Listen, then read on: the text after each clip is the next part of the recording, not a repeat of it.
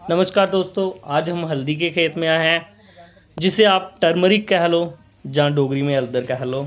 तो हम आपको बताएंगे कि जो ये हल्दी के पौधे हैं, इनसे कैसे जाके जो पाउडर फार्म में हमारे पास जो हल्दी आती है, जो डोगरी में अगर आप बसार कह लो, वो आते हैं, तो उन्हें कैसे बनाया जाता है। हम आपको दिखाएंगे कि उनकी ग्राइंडिंग कैसे की जाती है।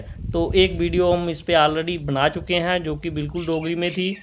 उसमें हमने दिखाया था कि कैसे इनको उबाल कर, सुखाकर, फिर जाके मशीन में डाला जाता है और फिर हल्दी बनाई जाती है। तो आप देखते हैं।